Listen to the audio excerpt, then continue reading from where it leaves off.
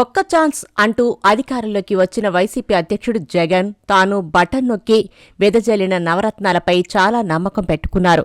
పాలనా అనుభవం లేని జగన్ ఎవరి సలహాలు విన్నారో కానీ పేదల అకౌంట్లో డబ్బులు వేస్తేనే గెలిచిపోతామన్న ధీమాతో రాష్ట్ర అభివృద్ధిని పూర్తిగా అటకెక్కించేశారు. అధికారంలో ఉన్నంతకాలం వచ్చే 30 ఏళ్లు తానే అధికారంలో ఉంటారని ధీమా వ్యక్తం చేశారు.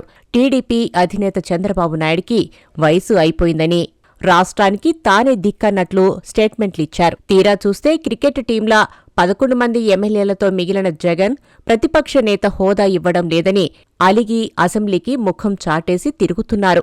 తాడేపల్లి టు బెంగళూరు వయా పులివెందల షటిలింగ్ చేస్తున్న ఆయన మధ్యలో 2 సార్లు కోర్టు అనుమతి తీసుకుని లండన్ టూర్కి కూడా వెళ్లొచ్చారు.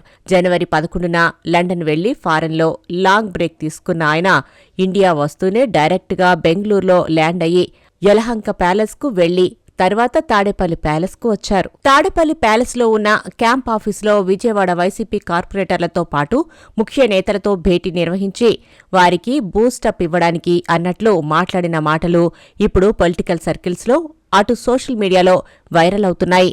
పవర్ పోయి 8 నెలలు కాకుండానే ఆయనలో అధికారంపై ధీమా పెరిగిపోయింది.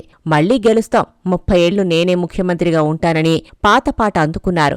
వైసీపీ రాష్ట్రాన్ని ఏలుతుందని ధీమా వ్యక్తం చేస్తున్నారు. జగనన్న సెకండ్ పాలన చాలా డిఫరెంట్గా ఉంటుందట. ప్రతిపక్షంలో ఉన్నప్పుడు కష్టాలు వస్తాయంటున్న జగన్ చాలా కాలం తర్వాత తన 16 నెలల జైలు జీవితాన్ని గుర్తు చేసుకుంటున్నారు. అయితే ఆ కష్టాలు శాశ్వతం మాత్రం కాదని, తాను జైలు నుంచి వచ్చి ముఖ్యమంత్రిని అయ్యానని క్యాడర్కి ఆయన ధైర్యం చెబుతుండడం విశేషం. ఎవరికి ఏ కష్టం వచ్చినా తన జీవితాన్నే గుర్తు చేసుకోవాలని ఎప్పటికీ అక్రమాస్తుల కేసులో సీబీఐ, ఈడీ విచారణలు ఎదుర్కొంటున్న ఆయన భరోసా ఇస్తున్నారు. మహా అయితే అధికారంలో ఉన్నవాళ్లు వైసీపీ కార్యకర్తలను 3 నెలలు జైల్లో పెట్టడం తప్ప ఇంకేం చేయలేరట.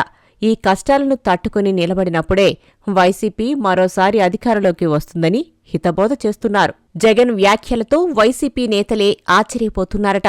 ఎన్నికలకు ముందు కూడా ఇదే ధోరణిలో వైనాట్ 175 అంటూ బీరాలు పలికారు. ప్రతిపక్ష కూటమికి ఒక్క స్థానం కూడా రాదని సభలు, ప్రచార కార్యక్రమాల్లో ఊదరగొట్టారు.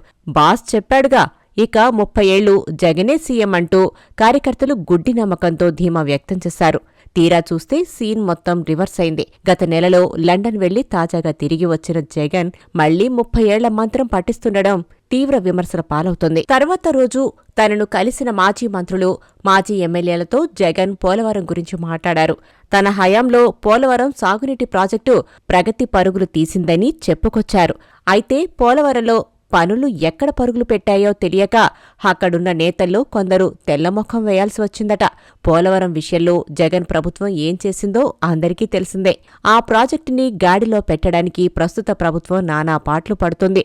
కానీ జగన్ మాత్రం తన ఘనతల్లో పోలవరం పనులను కూడా చేర్చేసుకుంటున్నారు. మొత్తానికి ఫారిన్ టూర్ ముగించుకుని వచ్చిన జగన్ అధికారంపై భారీగా ఆశలు పెట్టుకున్నారు. మరి అన్నీ అనుకున్నట్లు సాగుతాయా? ఏదో చేద్దామనుకుంటే ఇంకేదో అవుతుందా అన్న చర్చ జరుగుతోంది. నిజానికి జగన్ అసెంబ్లీకి వెళ్లడం లేదు. అక్కడ ప్రజా సమస్యలను ప్రస్తావించడం లేదు. కావాల్సినంత నెంబరు లేకపోయినా ప్రతిపక్ష హోదా కావాలంటున్నారు. ప్రస్తుతం 11 సీట్లే వైసీపీకి ఉన్నాయి. ఇలాగే చేస్తే ఆ 11 మందిలో కూడా ఉండేదెవరో ఊడేదెవరో అన్న డౌట్లు పెరుగుతున్నాయి.